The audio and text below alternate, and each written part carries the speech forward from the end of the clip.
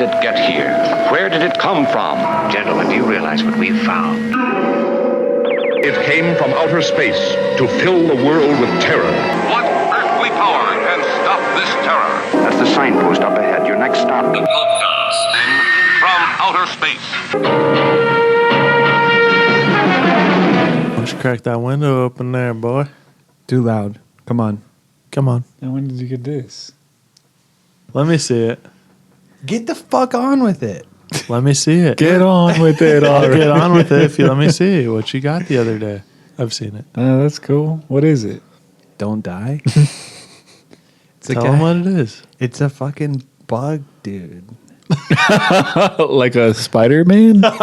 Oh. And we're live Are we? here at the podcast from outer space. Did you start rolling? It's been rolling for a minute, dude.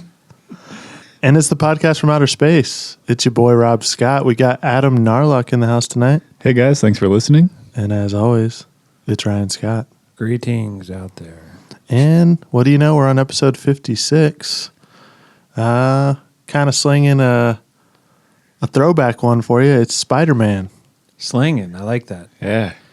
Yes, it is comic month, do we want to say? Comic-Con. Comic-Con is this month, so... Is that 2 weekends from now? Yes, Comic-Con, end of July, 19th to the 21st, I believe. So in honor of Comic-Con, we are going to do all comics all the time. All month. Just for the month. Just for the month. This is... It's not a comic podcast now. Just for this month. Now, this one, guys, this is a big one, okay? It's a sticky one. We'll say that. Yep. He is often ranked as one of the most popular and iconic comic book characters of all time. How about of all time? Of all time. And is by far the most commercially successful. Some even go as far as ranking Spider-Man as one of the most popular characters in all of fiction. Appearing in countless forms of media, including comics, a Broadway play, several animated and live-action TV shows, video games, syndicated newspaper comic strips, and, of course, multiple motion picture renditions. Syndicated or vindicated? Well, both. But let's get into the web-slinging, fluid-flinging, wall-crawling, friendly neighborhood Spider-Man. Now, what is y'all's first exposures, memories of Spider-Man? Do we have any? The cartoon. That's the first time I remember seeing it. Now, we talking 60s or 90s? 90s. Okay. The guitar when everything was metal? Yeah. And then also, obviously, the comics themselves. Remember those late night trips to the comic book store?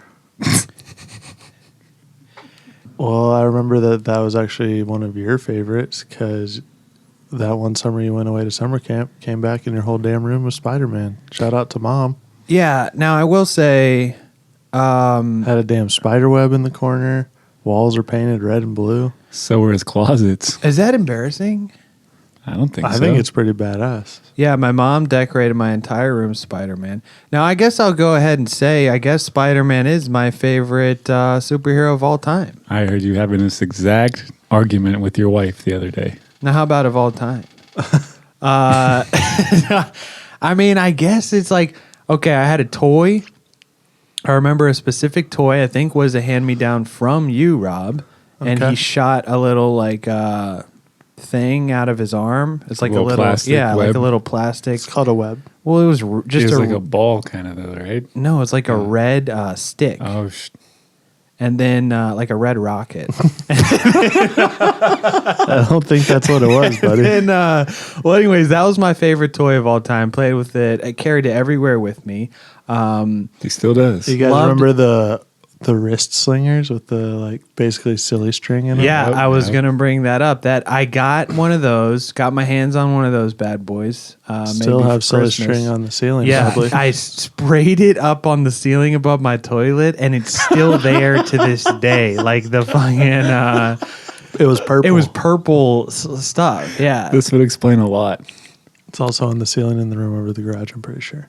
So, I mean, Spider-Man, that's fucking, Classic. yeah, I mean, that's nostalgia at its finest right there. What about you, T-Bag?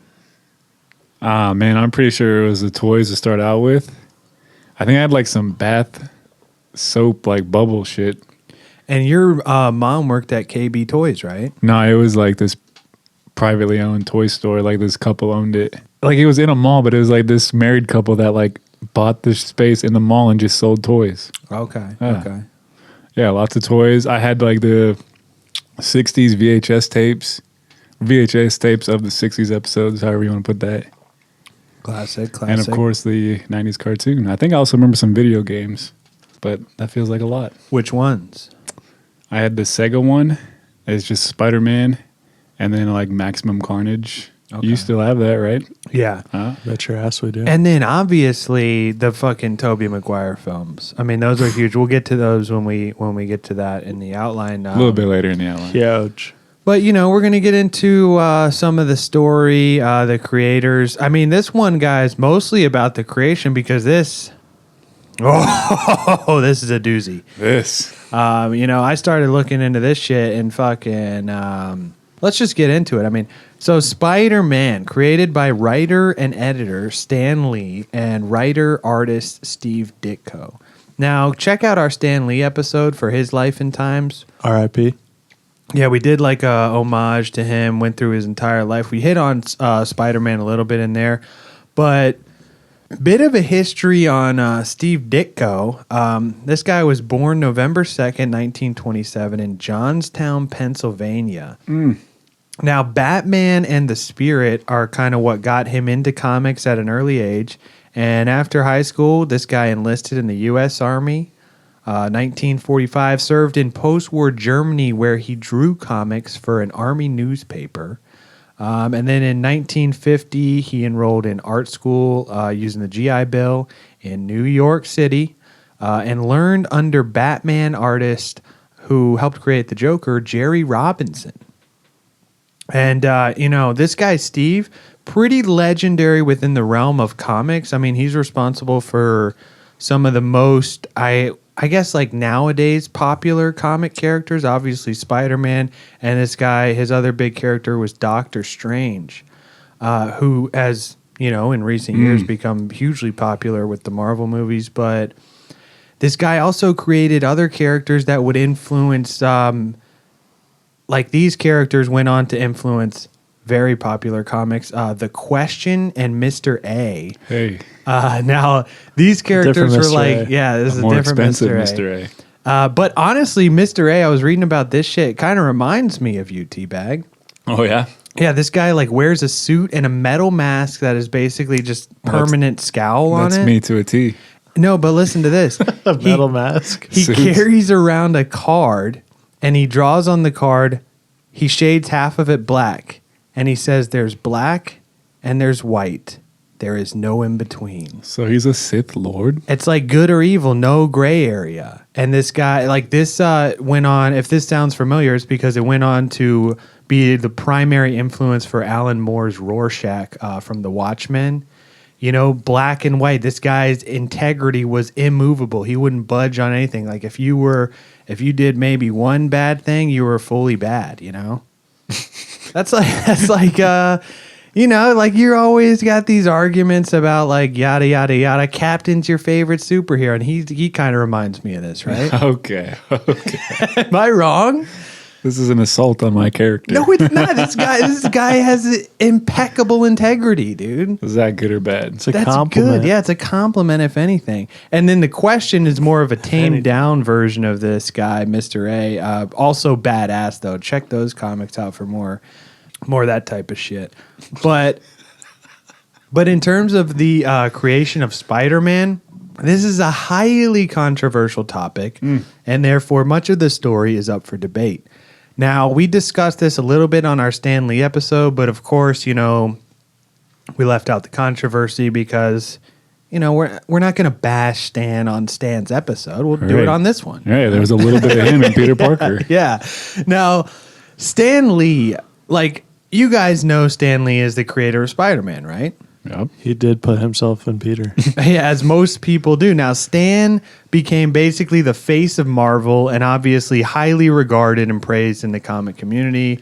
And obviously, you don't get to that position without stepping on a few toes, if you will. Taking a few business calls when you're running late, that kind of stuff. Yeah, losing a few friends. CEO problems. I get it. Yeah. 2 phones. But as we find out with this story, Stan might not be this like idea factory godhead that everybody praises him as. Because Stan's whole fucking position, and tell me if you guys disagree, on like comics is if you think it in your head, you created it.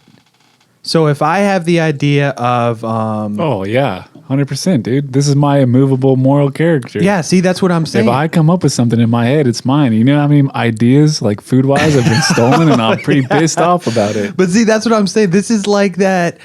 Now, I kind of see this. I see it from 2 ways. All right. Yes, he had the idea, but like we'll play a clip later that gets in after we get to the whole Ditko controversy, but it's like he comes up with the idea, gives it to an artist, they draw it up, and then it's either successful or it's not. If it is successful, then Stan created a successful character. If it's not, then he didn't. But that's also a little... fired.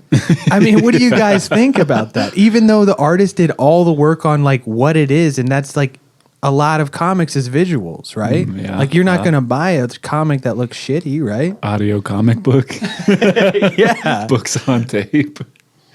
Hey, man, just think of all the people drawing Disney characters. Walt Disney's still getting the cred, you know? Exactly. That's how it is. And But I that's mean, how, hey, if they're paying your bills, can't argue that's with that. true, You yeah. know? Now, what about Teabag? You were saying you're the idea man. This is like that episode of Always Sunny. Like, we have the idea of this. It's up to the nerds in China to figure out the science behind it. Yeah. Like, that's where Not my you stand. problem. Yeah. Okay. But the way I see it, I mean, obviously, we're not saying anything bad about Stan. He changed the game of entertainment. It wouldn't be what it is today without him. But, I see him as he's more of a kind of like sales guy, really. Like, yes, he has the ideas, but then he's able to he could sell a ketchup popsicle to a woman in white gloves. You can get a good look at a T-bone steak. Like, he could go in there and he is fucking Tommy Boy getting her to throw on the oven. He's like the face. Yeah, like he's the guy out there shaking hands, kissing babies, right? Tommy want wings. But always, controversy is always going to follow anything that makes billions of dollars. Sure. Just look at Apple, Facebook. Numbers don't lie. People lie, numbers won't. Now, the mainly agreed upon story is that in 1962, with the success of Fantastic Four, Can we just stop right there? Success of Fantastic Four. You saw those movies. We're not talking about the movies. We're not per talking se. about the fucking movies. talking in about the the Comics are 60s. good. You guys read the comics? I was never a big Fantastic They're all Four. right. Do the person. numbers Yeah, say right. that they were good? Well, yeah. Okay. Fantastic Four was Okay. huge. In Well, 1962, In man. 1962. Whoa. This isn't the fucking 90s movie or even the 2000s movies. I'm just, yeah, well, they did those comics no credit. Anyway, Stanley. Well, hey, I mean, they look at where Marvel is now. They had to make a lot of bullshit to get there. All right, that's fair. That's fair. So, It's like making pancakes. A lot of The artists first one got shit on sucks. by Stanley, basically. and a lot of movies were really shitty. I mean, I still say one of the best Marvel movies ever made is the Captain America from the the first one. Now, so with the success of Fantastic Four, the comic book Thank in you. the 1960s, Thank you. Stan Lee claims that he got the idea for Spider-Man from this character named a few different things.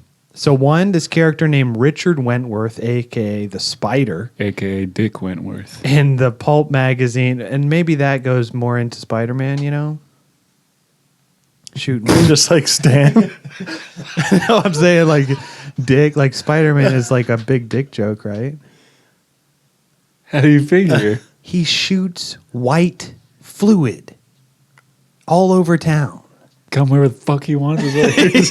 Yeah. Richard Wentworth, AKA the Spider. This guy was from the pulp magazines of the 30s and 40s, and Stan Lee said that it was the name of this character that inspired him to create a character that would become Spider-Man. Way to go there, The Stan. Spider? A lot of work, dude. Wow, let's just add man to the end of this. Yeah, the Spider. Basically, yeah. But honestly, check a look. I got a great idea. This was all in my head, guys. No, take a Call him look. Spider-Man.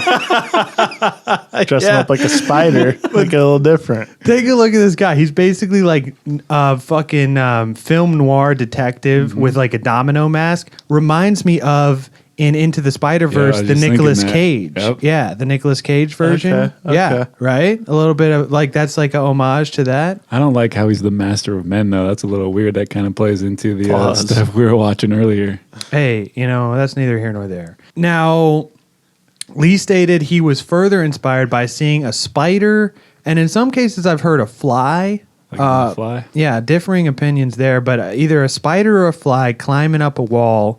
And in his autobiography, Lee even claims that he has told the story so many times he became unsure of whether or not this is true. So again, it's like Hitler. Oh. You tell the lie enough times, people are going to believe it. It's like Mark Hamill getting called out for calling Carrie Fisher's name. Said he never did it, though, in the movie. Yeah, exactly the same. What? It's just like that, right?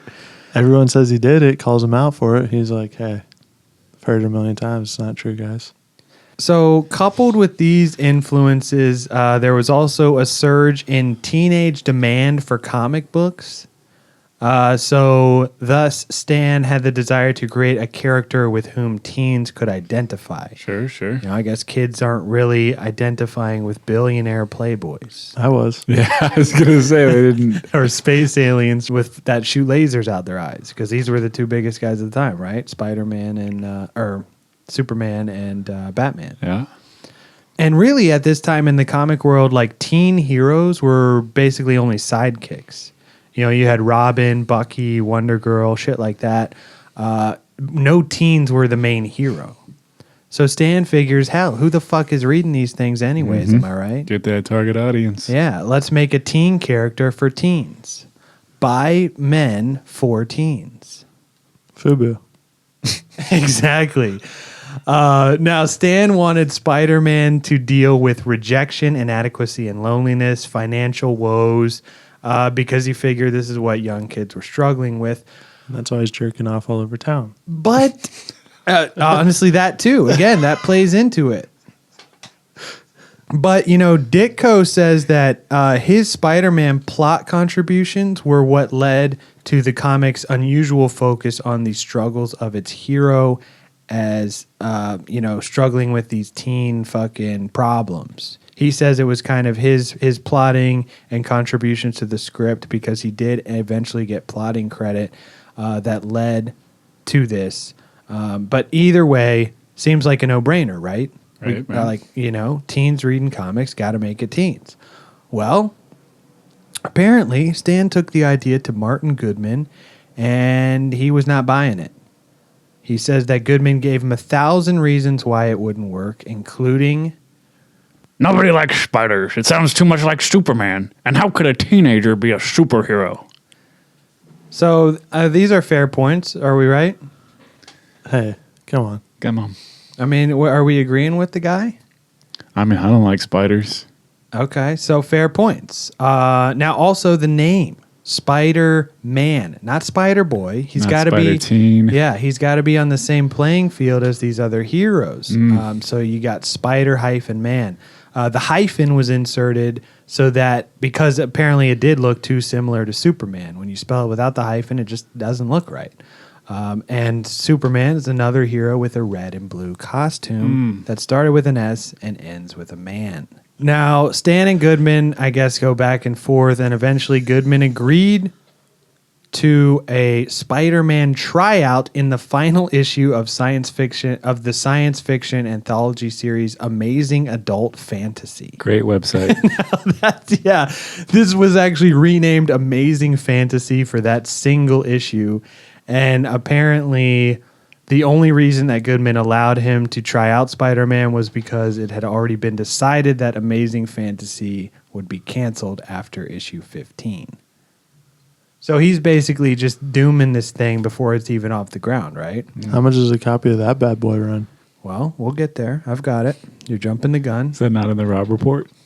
Now, I believe this is where, possibly even before this, it's where the story gets murky. I mean, as we said, we don't know who contributed to the teen problems, and we don't really know who to attribute these changes to, but I guess, so Stan's got this idea. He first takes it to Jack Kirby, and Kirby told Lee about an unpublished character, which he collaborated with Joe Simon in the 50s, where an orphan boy living with an old couple finds a magic ring that granted him superhuman powers. Now, Lee tells Kirby to flesh... Green Lantern? Exactly. So Lee tells Kirby to flesh out the character, draw up some mock-ups, and that Steve Ditko would be the inker. But Lee says he hated the way that Kirby was doing it. Not that he did it bad, it just wasn't what he wanted. It was too heroic. And if you actually look at these mock-ups, it is basically just a rip-off of Captain America. If it ain't broke, don't fix it, baby. Yep. So Stan then takes it to Steve Ditko, who developed the visual style, including the costume, and also covering the character's face completely. And one of the key pieces was giving him a hidden wrist shooter versus a web gun and holster. No weapons. Yep. This, I thought, very fucking interesting. He puts in hidden wrist shooters. Now, at the time, Ditko shared a Manhattan studio with pioneer fetish artist Eric Stanton. Look this guy up, actually. Pretty badass. I need to look up fetish artists. What's that mean? You know, it's like Art Crumb. This guy's drawing like feet and stuff? No, he's drawing it's like bondage shit. Like chicks. Like heavy metal. You ever read that? Yeah, kind of like that. Like, Art Crumb, how you draw like the Amazon women and shit? Did not. Okay. See, I learned something. Well, this yeah, is good. this is there was a whole fucking, this was like smut. A movement. Yeah, okay. yeah. Oh, all right. But I mean, his art is actually in like badass. comic book form. Yeah. This right. guy, Eric Stanton, he actually, like, a lot of his art reminds me of like early Mike Giant stuff. Obey. No, Mike Giant is a tattoo artist, like early stuff like that, like black and white stuff. Now, in a 1988 interview, Eric Stanton recalled that although his contribution to Spider-Man was almost nil, he says that he and Ditko had worked on certain storyboards together and he added a few ideas. He says, I think I added the business about the webs coming out of his hands. So, fetish artist, dude. Bondage fetish artist, little influence on Spider-Man there. Some spider strings makes sense. Okay. Yeah. All right. Now, although the interior artwork of Amazing Fantasy 15 was by Ditko alone, Lee rejected his cover and commissioned Kirby to pencil the cover, which Ditko would ink, as I guess Lee had more confidence in Jack's covers, and it's a pretty iconic cover, Now, Kirby would go on to dispute Lee's version of the story. He said that Lee had minimal involvement in the character's creation. According to Kirby, the idea for Spider-Man had originated with Kirby and Joe Simon, who in the 1950s had developed a character called the Silver Spider. But That's too much like the Silver Surfer. We're going to do there. Yeah, now even though Simon in his autobiography disputed Kirby's account, he said that he devised the name Spider-Man and it was later changed to the Silver Spider, and this character would go on to become the Fly in Archie Comics, first published in 1959. Now, neither Lee or Kirby's explanation explains why key elements of the story were left out, like the magic ring, Like, imagine if that was his origin. But super weird. So those don't explain why that was dropped, but the most plausible explanation is speculated that Goodman or one of his assistants thought that Spider-Man, as envisioned by Kirby, was too similar to the Fly. So they switched it up, and Ditko even said that he never knew whose idea Spider-Man was. Kirby also said in an interview that it was Ditko who got Spider-Man to roll. Now, Lee, while claiming credit for the initial idea, has acknowledged Ditko's role, saying that Ditko's costume design was key to the character's success. In that, since the costume completely covers Spider-Man's body, people of all races, genders, or ages could visualize themselves inside the costume and thus identify with the character. As we saw in the Homecoming, or not Homecoming, Spider-Verse movie, yeah? All right. And, bada bing, bada boom, the rest is history, am I right? Ah. So Spider-Man's first appearance in the anthology comic book Amazing Fantasy 15, August of 1962, and obviously becomes a huge hit. The Amazing Spider-Man, he gets his own run. Now Ditko... Now, did they keep that name, Amazing, just as like a homage to the one that was dying out where they started out? Amazing Fantasy? Amazing Adult Fantasy. Yeah, Let's not Amazing forget that. Adult Fantasies. A lot of adult stuff with Spider-Man, even though he's a teen boy. A little weird, right? Weirder stuff's happened. Now, I think maybe they did do that. Amazing Spider-Man, anyways, so that goes on. That gets its own run. And Ditko just he would go on to just leave Spider-Man and Marvel at the drop of a hat. Completely unbeknownst to anyone. He apparently finished his last script and then just was like, oh yeah, by the way, I'm also leaving, and just quit. Apparently by the time he left, him and Stan Lee had a falling out and were not on speaking terms due to Stan cutting off communications. Now apparently there's like a few different versions of why he left. He was like this is also very interesting. This guy created like Doctor Strange, and even if you go look at the run he did on Spider-Man, a lot of his art was seen as like super psychedelic, and a lot of hippies got in the electric Kool-Aid acid test, they write about like dropping acid and reading Doctor Strange because it was super psychedelic. But Ditko was actually he was way more conservative than anybody really knew, and he was hugely influenced by Ayn Rand's objectivism. You guys are familiar with this? Vaguely. Okay, now this also confused me. I looked it up a lot, and basically what I got is either people like really get into Ayn Rand, like Fountainhead and what Atlas Shrugged is what she did. Mm-hmm. They either get like really into that and think it's this like groundbreaking philosophy, or they just write it off as like stupid. Yeah, like naughty, like just a childish, like almost teenage way of thinking. And basically what it is like, I guess she thinks that you should be doing what makes you happy and not caring about anybody else. Like, just do you, get your own personal gain. Don't worry about what anybody else is doing. You have no obligation to your fellow man, that sort of thing. Sounds like Stan Lee. Well, it's more this Ditko guy. That's why he essentially quit. That like there was also, he just disagreed on everything with Lee. They were saying like there was panels where Spider-Man would like swing by hippies, and Ditko would have him say like, "Look at those dirty hippies down there protest," like they were protesting. But then Lee would change the bubble to like, "I'm with you, kids." And like, so they just disagreed on that. And apparently they had a huge disagreement on the identity of the Green Goblin. Stan wanted it to be Harry's dad for the drama, I mean, that's fucking great that your arch nemesis is your best friend's dad. Yep. And Steve said, hey, Stan, if we're going for realism here, it's highly unlikely that your arch nemesis would coincidentally be your best friend's dad. Could happen. Now, Ditko, I guess... Glenn Corbin is your best friend's dad. Ditko put all these speculations to bed, claiming that he left because why should I continue to do all these monthly issues, original stories, ideas, material for a man who is too scared or too angry over something to even see or talk to me? Yeah, apparently when Ditko quit, like Stan didn't even come out of his office. He wouldn't even talk to him or look at him.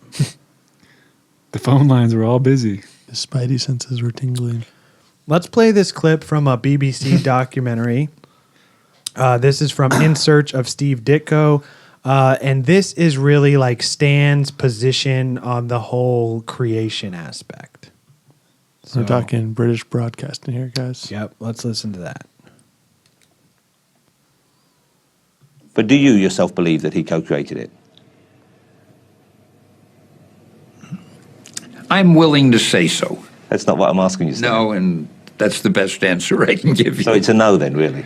Pardon me? So it's a no then? No, I really think the guy who dreams the thing up created it. You dream it up and then you give it to anybody to draw it. I mean... But you can see... I think if Steve wants to be called the co-creator, I think he deserves to be called the co-creator because he had done such a wonderful job.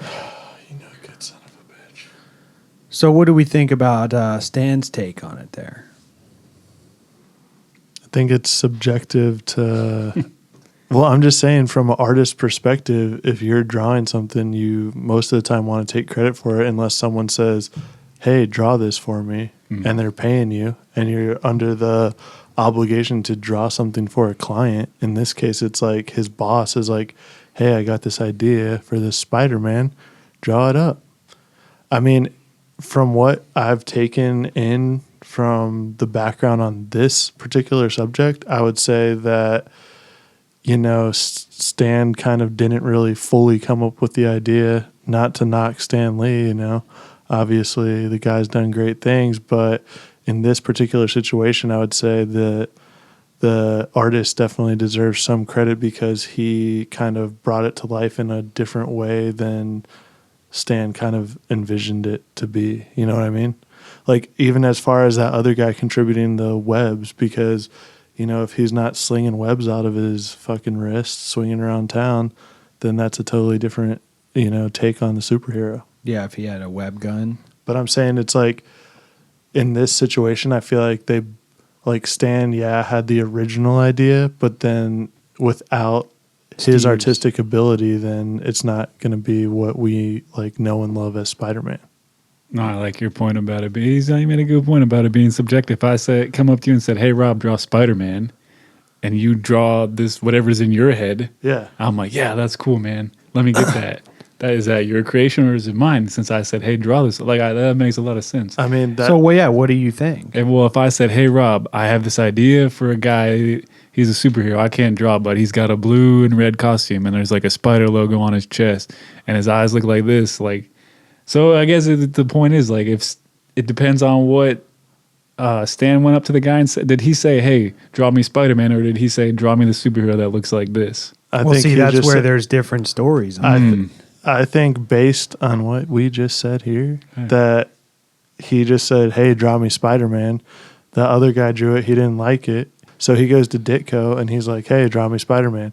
He liked his version. And then that guy also had input from his friends or like, you know, whoever he was working with. The guy that was drawing the Fetish stuff.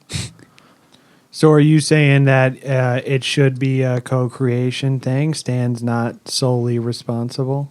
Yeah, for sure. I mean, in this instant, yes. Like if he came up to him and had every idea laid out, mapped out for him to draw out, then yeah, it stands. But I feel like from what I understand, he just said, hey, draw me Spider-Man, and that's what came out. Give me your interpretation of Spider-Man. Yeah. I never mind. I don't like it. I'm going to go someplace else. All right. Okay. Now, Lee. It's like the first time I feel like we ever agreed on something. You say that like every episode. I think you guys agree on way more than you think. Maybe. I think when we first started off the podcast, we were on like different ends of the spectrum, but we're like getting into the flow of things now. We're starting to agree more. Controversial topics we seem to be. Yeah. Star Wars. Now, this is what giant Lee... monsters. Okay. This is what Lee said on the creation of Doctor Strange. He said, we have a new character in the works for Strange Tales, just a 5-page filler named Doctor Strange. Steve Ditko is going to draw him. It's sort of a black magic theme. The first story is nothing great, but perhaps we can make something of him. 'Twas Steve's idea. Basically shitting on Doctor Strange. Yeah, he goes and shits on what became like one of the most popular Marvel characters. Now, I'm not really sure at the time, like, at the time, I don't think Doctor Strange was as big as he is now. Like within the MCU, he's like one of the better, like more well-received characters. But even like the movie, like I feel like that one took me a long time to get around to. Same. It did actually take me a while before I saw it, but honestly, I think that and Spider-Man are two of my fucking favorite Marvel movies. Wow. Because when I did see Doctor Strange, I was like, dude, this movie is fucking badass. How did I wait so long to see this, you know? That's fair. I mean, it's a good movie. It helps set up a lot of stuff. But I like, honestly, if I hadn't gone and seen it on a date, I probably wouldn't have gotten around to seeing it. Yeah. So, I mean, it's just like, it just goes back to like, I feel like Ditko was kind of not, during the time, he wasn't as appreciated. Like, why was, like, if he was making all these famous characters, why was Stan was taking jabs at him? And like, there was a few interviews where he was like, just downplaying Steve as like this fucking dickhead guy, you know? And according to Steve, he didn't get a penny for the Sam Raimi films. But there are a few differing stories on that. I was reading one article where it says like a lot of people try to go interview Steve. This guy like does not do any media interviews. There's barely even pictures of him around. Almost no audio of him. But one guy was writing an article when Doctor Strange came out, and he went looking for Ditko, and apparently you could just like drop by his Manhattan studio and like talk to him, but he wouldn't go on record or anything like that. And he talked to one of the neighbors because the first time he went, he wasn't there, and the neighbor said like she accidentally got one of a like a royalty check from a movie studio, and it had too many zeros because she accidentally opened it thinking it was hers. And just like was like, what the fuck is this? Because it was so big. So I mean, who knows if he did get money or not? And he actually pour one out as this guy passed away June 29th of last year at the age of 90. And a lot of this stuff kind of reminded me of the story of Bill Finger and Batman. You know, I mean, he didn't get fucked as hard as Bill Finger, but William Finger just reminded me a little bit of that. Now, I mean, as we said, like this guy, he fucking barely did any interviews. He was a guy who didn't really want, like he really didn't think he had to do interviews. Like his whole philosophy stems from this fucking Ayn Rand bullshit where he's saying like he does a job. It's not his personality that he's offering the readers. It's just his artwork. Like his stories should stand for themselves. This guy stayed away from interviews or anything like that his whole life. And his final words, the final words of Ditko's last essay published after his death in Down Memory Lane was, "Here's to those who wish me well. All those that don't can go to hell." That's fucking great. Edit that on my tombstone. Yeah, right. But yeah, I mean, look at this guy's artwork, because a lot of Steve's artwork and really his contributions to the plot kind of opened up comics to become more what they are today, like characters dealing with different problems and, like we said, the gray area stuff. Apparently the Mr. A comics are good, and you can still order them from, like, you have to mail order them from his old publisher. I'm gonna look into that. Yeah, all old school. This guy has like a website that looks like it was made back in like 95. Probably was. Also got a little clip of, in his own words, this is Steve Ditko talking about the creation of Mr. A and kind of like his thoughts on philosophy. So let's listen to that. The perfect hero on principle says yes to a true identity and no to a contradictory one. Ruled by justice, he treats every identity as it deserves. He is the actualized potential for good in its purest form, a true moral measuring ruler. He is the most human and deserving of respect. Today's flawed superheroes are superior in physical strength, but common, average, ordinary in mental strength. Rich in superpowers, but bankrupt in reasoning powers. They are perfect in overcoming the flawed supervillains, saving the world, the universe, yet helpless to solve their common, ordinary, average personal problems. It is like creating a perfectly physical adult with the reasoning limits of a 6-year-old. Sounds just like Adam. All right, now that we've seen the dead. Right? Am I right? I mean, this is like what he was saying, and that's about like Spider-Man. Why Spider-Man deals with like financial troubles, girl troubles, shit like that. Well, that's also because he lives in New York City. Well, so does Captain America. Tony Stark. Tony? And honestly, this guy kind of reminds me of like I thought Tony lived in L.A. Who's the old guy from The Sopranos? Which one? The one they always go to his shop and have like cappuccino out front with him. What's his name? God damn it. Uncle Lou or some shit like that. It is Lou, yeah. Yeah, it's like he reminds me of that guy. Stan Lee? No, Steve Ditko. Keep up. Stan Lee is kind of like that too. Well, yeah, but Just the way he looks. Stan Lee's more like quirky than that, though. This guy like reminds me of a straight up mobster. Maybe he was. Maybe. Now, Hey, I'm just over here drawing some freaking comics. What do you want, huh? Now, nonetheless, Steve and Stan's initial 38-issue run remain iconic among Marvel and even comics as a whole. Issues 31 to 33 are considered one of the most iconic story arcs of all time. This features, when he's thinking about Aunt May, Uncle Ben, all his troubles, and he has to lift up all this heavy machinery that's all over him. Check it out. It's fucking badass. Hey, man, at least he didn't get fucked over like our boy Bill Finger. Two dudes tried to make a kid. They had an argument, didn't work out so well, and then it did. Makes sense to me. TLDL. And then it did. Now, 2.5 Men. There we go. That's where they got the idea. I get it now. It makes sense. Charlie Sheen pulled a fucking Stan Lee. Now, we typically do origins on these comic episodes, but pretty much everybody's familiar with the origin story of Peter Parker. Am I right? All right.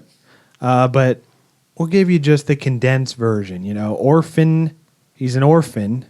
Raised by Aunt May, Uncle Ben in New York City, Queens to be exact. Now, this is also what I'm thinking. I'm writing this stuff. He's from Queens, right? Allegedly. Now, Tobey Maguire, not really a Queens accent kind of guy, right? Nope. Andrew Garfield, definitely not. I could see him being more New Yorker than Tobey Maguire. Now, Tom Holland, some people say he puts a little bit of a Queens accent in there. Yeah, I say he does. Now, what about if they just had like a straight up, I want to see a Spider-Man with a fucking... Like Sopranos accent? Yeah, like a New York, I was thinking hey, Tony, what the fuck, man? They need Action Bronson to play Spider-Man. Oh, dude, he would have a great voice on the yeah, Spider-Verse. that would be amazing, right? We need to start a petition to get Action Bronson to be some type of Spider-Man. Now, this idea was in your head, so you get credit for it. I get credit for this. Is Body going to be the Green Goblin? I would fucking love to see. Maybe they do some type of multiverse thing in the next Part Spider-Man, 2, and Action Bronson's fucking Spider-Man. That'd be awesome, right? Yeah, that'd be pretty fucking funny. So he's raised in Queens. Aunt May, Uncle Ben, and his parents, Richard and Mary, were killed in a plane crash. Now, do we know about this? A lot of people know his parents died, obviously, right? But do we know why?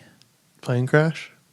You got you there. Well, apparently they were working on some research, right? The active decay. I think that's. I think you're thinking of Hey Arnold. Right. Another guy, another teenager from Queens. No, hey, that's true. Hey Arnold is pretty much Spider-Man's life. Except he lives with his grandpa. His hangs out with Monkey Man, dude. Yeah, dude. Anyways, apparently his parents were double agents working for the CIA to infiltrate Red Skull. Oh, wow. And when the Red Skull found this out, he had him killed. Hail Hydra. Now, starts off in the comics, Peter Parker, giant fucking nerd. Always picked on, bullied. Like, if you actually read Amazing Fantasy 15, I read it in preparation for this. Just hilarious the way this guy was bullied. Obviously, bullying is obviously not a good thing. We don't condone it. Stop that. We don't condone that. But in the comics, like if you saw this in a show, you'd laugh at it. But he's a smart kid, possibly even a genius. Some would say he's just not socially all there. Sure. And I mean, this is how he is in the comics, and I think Tom Holland does a good job at being like really awkward when he plays him. Andrew Garfield does a delightful job too. Most geniuses are not that great in social situations. Exactly. So this guy's a mega nerd. So of course he's at a science exhibit instead of a school dance, and obviously, boom, he's bitten by a radioactive spider, acquires spider-related abilities, including clinging to surfaces, detecting danger with spider sense, and shooting webs from wrist-mounted devices. Now, they are devices in the OG comic. They do not come out of his wrist like the Tobey Maguire films.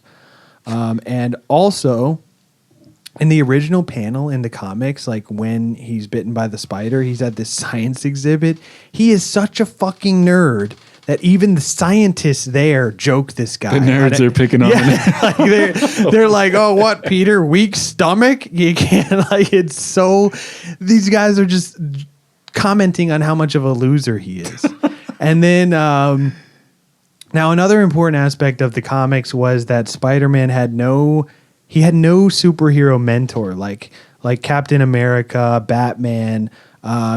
He had to learn from himself, For himself. Yeah, he had to learn for himself that the ever famous quote, with great power also comes great responsibility. Now, this line is later attributed to his guardian, Uncle Ben, but originally in the Amazing Fantasy 15, it was literally just the last panel of the comic as like the outro. It just said, with great power comes great responsibility. Now, let's get to some of his love interests in the comics. I mean, what are we thinking, guys? This is where I want you guys to chime in. Are we more of a Gwen Stacy, Felicia Hardy, or the coup de grace, Mary Jane? I got to go Mary Jane. Okay. You would. Dude, they're all great. Come on, you got to pick one. If you're Spider-Man, who you going with? Well, that black cat that Rob showed me earlier just won my vote. But probably movie Kirsten Dunst, Mary Jane. Okay, now there's also like he had a fling apparently with Black Widow at one point. That would make a lot of sense. Also, Spiders. Captain Marvel. Now, would you guys pay to see that? Tom Holland, Brie Larson. Pay to see that? Little fling. Yeah. It'll be on the internet for free. So, I mean, these are like a few, like Gwen Stacy, obviously. I think, was that like his first love interest in the comics, I believe? It's also a band, I believe. Yeah, it is like a metalcore band, right? Yes, sir. And then he had a brief fling with Felicia Hardy, a.k.a. Black Cat. And then we're not talking about fireworks. Obviously, the coup de grace. Mary Jane, man. Give me my Mary Jane. I'm Spider-Man. Was he slapping that bass? Yeah, this is again like, is Spider-Man and the Mary Jane. You guys want to make a ripoff comment? Honestly, we need to make the that. idea. That's another. That's the Action Bronson one. Yes. Spider-Man. Just see him in the fucking costume. In the Rasta It's a big suit. weed leaf instead of a spider. And it's a Rasta suit. Action, if you're listening, have your people call our people.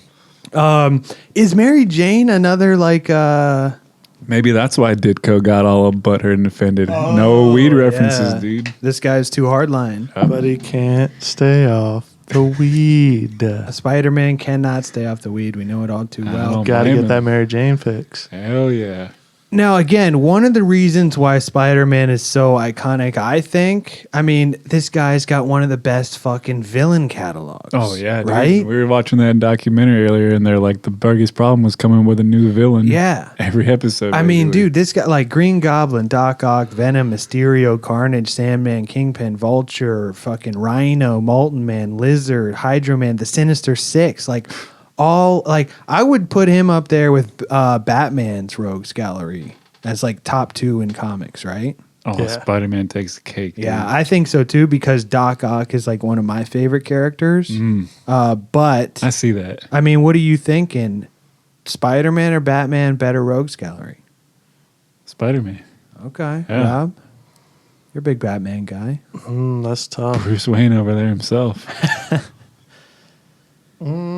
I don't know, man. I really like Venom. I can't say that I like any of Batman's foes enough. Okay. You don't I'll like get- the I'll get Joker because Penguin? you are a Joker. Penguin. Not a fan. Arnold Schwarzenegger, Mr. Freeze. Now, I mean, let's get into The ice. So, is it consensus that Spider-Man has the best villain catalog?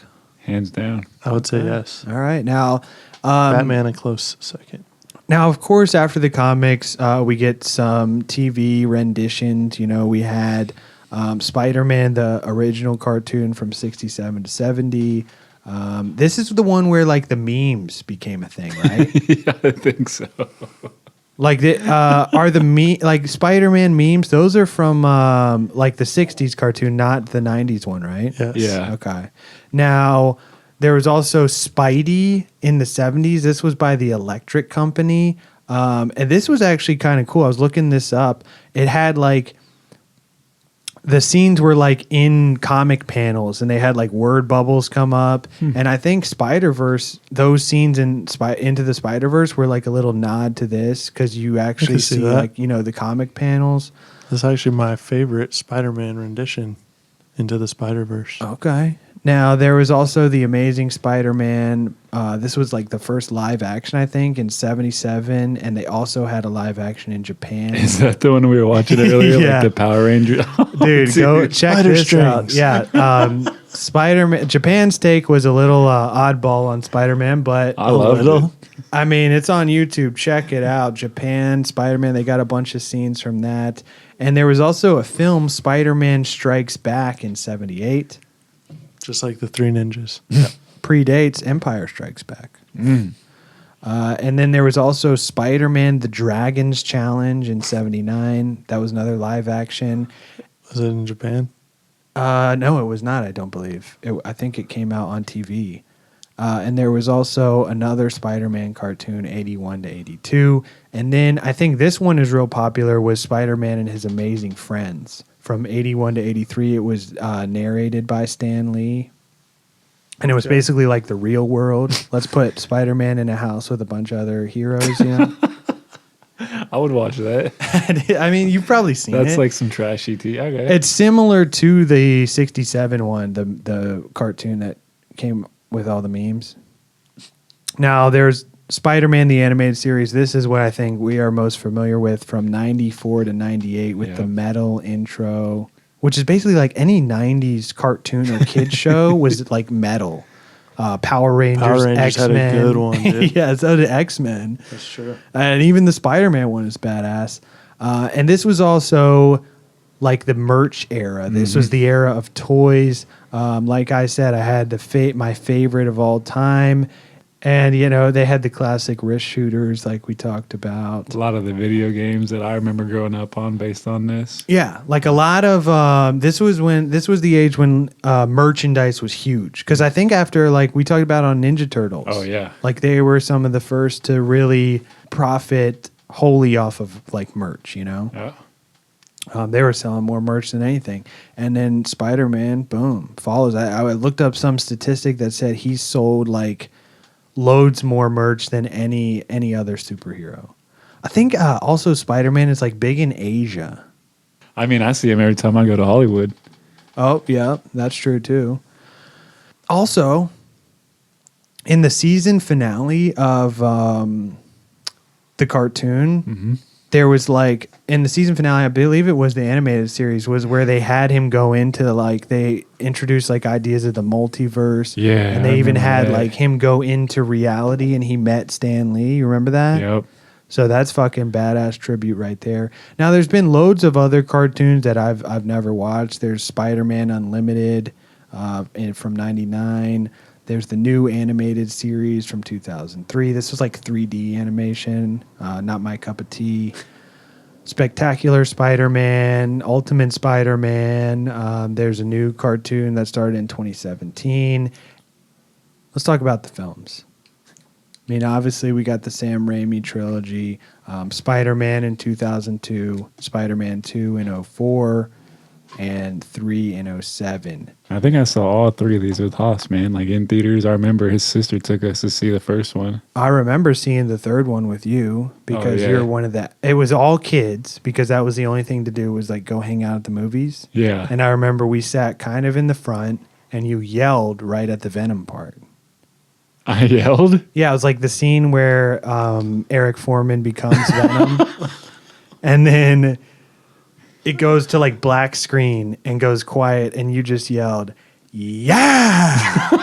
I guess that sounds like me, man. Yeah, so you were that asshole. What's your favorite? If we got to go Raimi trilogy now, because I recently rewatched like the first Spider-Man. Yeah. Really, I don't think it holds up. No, but I think it's set up everything else. But I agree. I didn't think it was the greatest one. I think I would go 3 because, like you said, I get super hyped on Venom, and there was a redhead and a blonde love interest. Okay, now did you like that version of Venom though? No, I don't think Topher did it. At it? You don't like Topher I playing didn't it? think he did a good job. Everything he touches, he ruins, apparently. Okay. Except for That 70s Show. Oh, really? Why did the show end? Because he's an asshole. Uh-huh. All right, guys, this is Sam Raimi Spider-Man time. What do we... I like the OG. The first one? Yeah. All right. Who does he fight in that one? Green Gob, dude. Oh, yeah. The Hobgob. That's It's right. fucking... Franco's father. Yeah. It's William Dafoe. Now, I think that Spider-Man 2 is obviously my favorite. Like I said, Doc Ock. And I just think it was done way better. Spider-Man 3... I mean, yeah, you got Venom in there, but you also have that like horrible like emo montage. You know what I'm talking about? But again, more memes for everybody to fucking laugh at. And the Raimi trilogy actually did give us memes too, because we got the one with him like out of focus, and then he puts on his glasses. You know that meme? You can really meme anything nowadays, though. Yeah, but I these have are nipples, like Greg, can you meme me? these are like memes that you see constantly. Spider-Man's in a lot of them. And you see the crying face of Tobey Maguire. Yeah, That's another huge one. Now then in 20... I mean, is there anything else we want to say about Sam Raimi's trilogy? Sucked. Saw it sucked. Okay. Amazing Spider-Man in 2012. We got the reboot. In my opinion, probably one of the worst I ones. see, this is my favorite. Now, see, I think I've whittled it down to why. Okay. So why? Well, why don't you? Let's, No, this I is- want to this is hear your unbelievable. theory No, I on wanna why hear- you think. I want to hear why it's your favorite. This is unbelievable. I think Andrew Garfield does a great job. Okay. Emma Stone as Gwen Stacy. Okay, you like Emma Stone. They have great chemistry. Big Superbad fan. Yep. Also, did you know Alex Olsen is the one doing like the skating in there? That makes a lot of sense, and I think that's another reason I like it, dude. The skating. Okay. Now, see, here's my issue with it. Okay. Andrew Garfield. One, I really just don't like him as an actor. What that's else- not- What have I you mean, seen that's in not- that you didn't like? I didn't like him in The Social Network. Just I don't even whining remember him around. being in there. What about Yeah, he's the Hacksaw guy- Ridge? You see that? I did not. Oh, I heard watch it was that and good, let yeah. me know. Now, also though, he's too like cool. You know, like Spider-Man is a nerd. We said the scientists were joking. I mean, this guy's like way too cool, and I think even he's like the popular cool kid in school. And I think the reason you like it, Adam, is because this was you.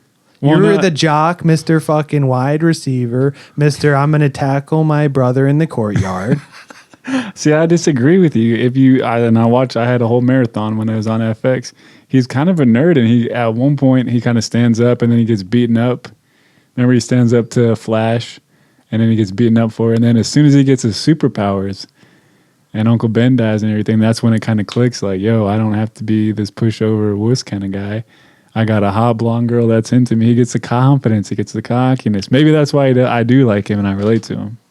Because he's a confident, cocky I guess. douchebag? I gotta agree here, though. I think these ones are worse than the Raimi the trilogy. Raimi. Yeah. Oh, honestly, one more thing I will mention about the Raimi trilogy. Bonesaw's ready. Remember when he fights Bonesaw? The wrestler? Right before Oh, okay. like Macho Man.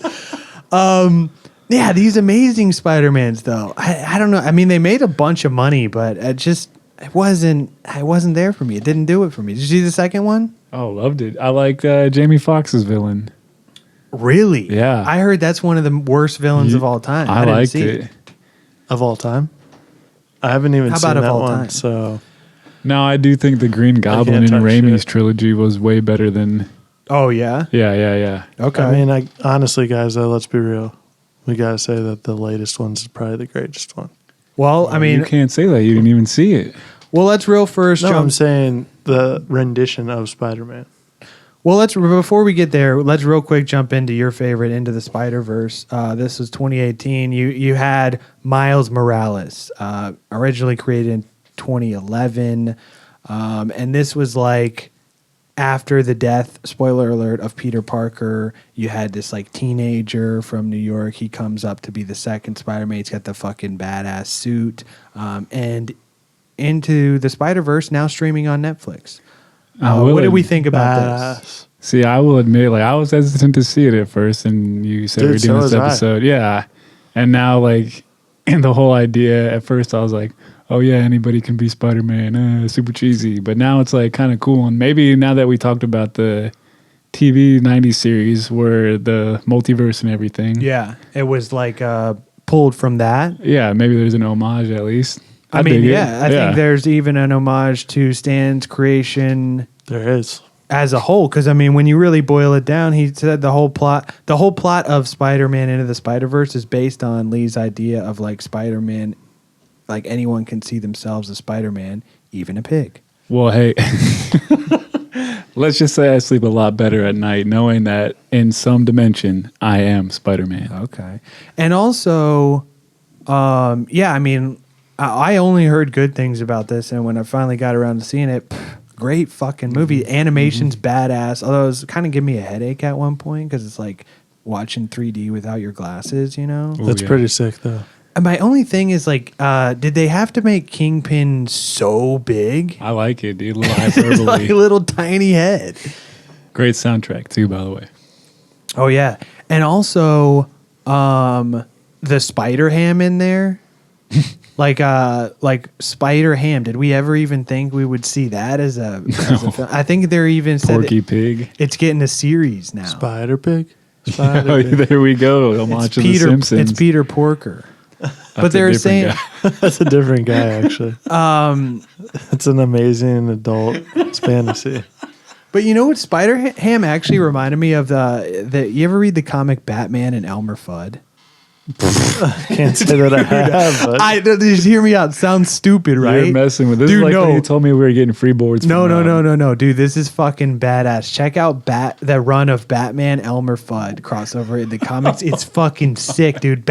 Dude, Elmer Fudd with the fucking side by side, just blasting bad guys with fucking Batman. It's fucking badass. Check it out. I mean, sounds stupid, but it's badass. Does Bugs make an appearance? Not in the one that I read. Now, Rob, as we talked about, let's get into the coup de grace, the MCU Spider-Man. And start off, we get the reveal in Captain America Civil War in 2016. Tom Holland, Spider-Man. A lot of people say that he plays it best. What are we thinking? I concur. The guy is he likes to leak spoilers. So he sings like a canary. You know he's not from Queens. Now, but he's a nerd. Oh, yeah. He's a huge nerd. He does play that up pretty well. Now, see, he is still, like, I feel like too good looking to be Spider-Man. They actually gave him only a limited edition, or not edition, but like a limited part of the script, like piece by piece while they were doing Endgame because they didn't want him to ruin it. Is what I heard. Now, check this out, though. Well, I feel like Tom Holland? This is the youngest version of Spider-Man that we really get to see. Most too, like believable, like high school kid Spider-Man. Because Garfield's still a little bit older. He's like a graduating senior and everything. Yeah. And then Tobey Maguire, I mean, he looked like he was like mid-30s. Well, he probably was. Yeah. So, you know, not really a high schooler. Right. Might get to play Tobey Maguire's little brother. Not really appealing to that teenage audience. Then we get Spider-Man Homecoming in 2017. And I think against the budget, this is like one of the highest grossing Spider-Mans. It's like 800 something million worldwide. The budget of 300. 800 something million? And that might be the highest grossing? Well, dude, the Sam Raimi Spider-Man 3 grossed $890 million. Oh, made for about the same amount of money. Yeah, I mean, honestly, like pretty much very similar. Homecoming was good, yeah. Yeah, but in Homecoming, they don't even tell you the origin. They're just like, you know what? You've seen this enough, guys. We just made a movie 2 years ago, so I think you know what's going on. Yeah, well, we get right past Instead of the origin story, we're going to throw in a hot Aunt May for you this time. Though. Yeah. I was saying, Tom Holland, since he's so good looking, like the ideal person to play Spider-Man would be like fourth grade from mid-90s. Right? Like in the comics, he's like a scrawny nerd with a face full of acne. We got to get rid of that bleach blonde hair, but yeah. But like that would be the it. ideal person. But in all these, he's like, this charming guy. Like, well, you got to have a good looking guy for the kids to look up exactly. To. And Holland does a good job of even really, if you think about it, Spider-Man: Homecoming, one of my favorites in the Marvel universe, and of all Marvel films, really, besides that original Captain America. That's your favorite. And then we also get Far From Home this year. Did you guys see it yet? I have not seen it yet. I actually went to the theater on opening night, but I was seeing Toy Story 4. Oh, that's great. But it was funny because there was this like super old guy behind me in line, and he was like, what is everyone in this line for? Because the line was like wrapping around the theater for tickets. And I was like, oh, Spider-Man just came out. And he was like, man, you kids still like Spider-Man, huh? Well, I did see it, so I guess I'm the only one. There won't be any spoilers this episode. We do a review once you guys get around to seeing it. All right. I will say, great fucking movie. Go see it. I mean, that's really all I'll say. Great fucking movie. Awesome fucking action scenes. Check it out. Movie of the summer, right there. Now, what do we think in the best versions are? I mean, film, cartoon. Like, what's your favorite Spider-Man? I mean, to me, that's crazy to think. Like, all we had growing up was the cartoons. I mean, I don't know. I can't speak for you guys. I never saw any of the movies when I was a kid until Tobey Maguire movies came out. Yeah, those are the first. Yeah, I think those were the first like big ones. So, would those be just based on nostalgia be your favorites? Because that's like what you think of when Spider-Man. No, for me, it's always going to be Andrew Garfield. Okay, that's very. That's always got to be the outlier.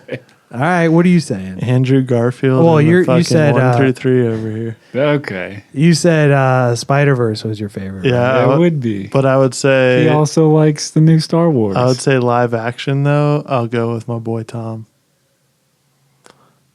But also those 90s, got to throw the that 90s that cartoon. 90s cartoon in there. Just like Batman, Yeah. Got to go with the 90s cartoons. But yeah, I will say I think Tom Holland, obviously the best. Now, obviously they're going to do a sequel, right? Got to. I mean, I will say when you guys see it, stay for those credit scenes because those are fucking key. Oh, I heard. There's some explaining people have to do. Yep. So we got Spider-Man Homecoming, Spider-Man Far From Home. What's the next one going to be? Spider-Man Right Down the Street? What are we thinking it could be? Spider-Man Queens. Spider-Man New fucking York. Spider-Man meets Kevin Durant. Spider-Man Sweeping the Streets. Spider-Man Endless Summer. All right, now I do want to, before we round this one out, it's getting late. Gotta get home. We get a quick game. Got to get home for lunch. Yep, Spider-Man's got to get home. I want to throw this last story in here. So, as we talked about, like the creation, there's a lot of like myth, a lot of mystery. Now, apparently. Now, Rob, this goes to what you were saying. Top condition of Amazing Fantasy 15 typically goes for about $300K or more. And need to do some crate digging. Find that guy. Now, this is where it gets a little strange. All of the art from the original Amazing Fantasy 15 was donated to the Library of Congress thanks to an anonymous donor. Now, no one can figure out who this is, and that was the one condition this donor wanted to remain anonymous. And it's confirmed that it was not Steve Ditko or Stan Lee. Probably that other guy, Kirby. Nope. I don't think so. Well, the world. Well, will actually, never you know. never really fucking know because Kirby died like way before they got this thing. What about the kinky artist guy? I don't know. Could have been, but I think it got donated within the last like couple years, and like remains anonymous. Nobody wants to figure this out. But I was reading this article by Jim McLaughlin, but on Newsarama from June of last year. So the original like art from comics when they were being created was considered worthless. It was just like a step in the production process. Stan Lee said he would even tip sandwich delivery boys by giving them pages of original art. And they were like, we want money, sir. Yeah, from Marvel Comics. Now, we want some of this fetish art. By 1974, Marvel Comics enacted a policy to return the art to the artist. This policy addressed only new art going forward and not art from years previous. So for all this previous art they had, Marvel assigned Irene Vartanoff to sort and catalog the warehouse they had rented that contained thousands upon thousands of pages of original art, and it was just thrown in this warehouse. That's all probably haphazard. sick. Yeah, dude, that's a good job, man. Where did I get that job? So Vartanoff started the job in 1975 and finished in 1976. Great year. In that year, Vartanoff cataloged 35,530 pages of art, including 934 covers. Now, all of this art was basically from 1960 to 74. Most of the art present was still in its full issue form, but there were like, it would skip issues here and there. Like this guy used the example as Iron Man contained complete issues 2, 3, 4, 5, 8, 9, and 10, and 16, but nothing from number 1, 6, 7, or 11 through 15. And a lot of the collection was like this. Now, Amazing Fantasy 15 was not present, so the issue had disappeared pre-75 when she organized all this stuff. And we allegedly. Maybe she did it. Hey, we know where Amazing Fantasy 15 art is. It's at the Library of Congress. But the original art of two other Marvel Holy Grails, they're called, Fantastic Four number 1 and number 2, have never been located and were not a part of the Vartanoff inventory. So, hey, I mean, if you got like a grandpa that was a sandwich delivery guy or something, this could be like laying around in their old junk, or like in an old threw it away, or in like an old trunk at a thrift store or some shit. Imagine finding that. Now all 24 original pages are at the Library of Congress, but the cover is still missing to this day. So nobody knows where the cover for Amazing Fantasy 15 is, and I mean, there you go. Little interesting stuff. A lot about the creation. There you have it. I mean, anything you guys want to add about Spider-Man? I mean, I would say out of the Marvel universe, probably my favorite. Yeah, I went back and was like rereading a lot of that original run of Spider-Man comics. And I will say, like, man, Steve Ditko's art is probably like my favorite of all like comic art. Just the way that he was able to draw and like illustrate Spider-Man and the story arcs, and even like we said, the villains, just everything about it, fucking badass, fucking sick. Just hell of an artist. Just remember, any one of us could be Spider-Man. So make sure you're always doing the right thing at the right time. Hey man, great responsibility. Now I know what you guys are thinking. Hey, black suit. What about the black suit? Venom? Carnage? Hello? Well, we will continue our Spider-Man comic series next week. Or maybe we might take a little break. Adam's got a little traveling to do. But our next full episode will be on Venom. So stay tuned for that. We're going to get into the fucking symbiote himself, Eddie Brock, dude. A lot of Tom Hardy talk. So, guys, as you know, these shirts are selling like hotcakes out here. So just go over to the podcastfromouterspace.com and pick yourself up one before they sell out. And other than that, feel free to slide in those DMs, Podcast from Outer Space on Instagram. And if you want to shoot us an email, podcastfromouterspace@gmail.com. We're always down to interact with you guys. You guys got any ideas, any stories that you want us to dive into for you? Or maybe you just want to say that we're doing a great job, or maybe you think we fucking suck. I don't know why you're listening to us, though. But that's it from your boy. I got a site.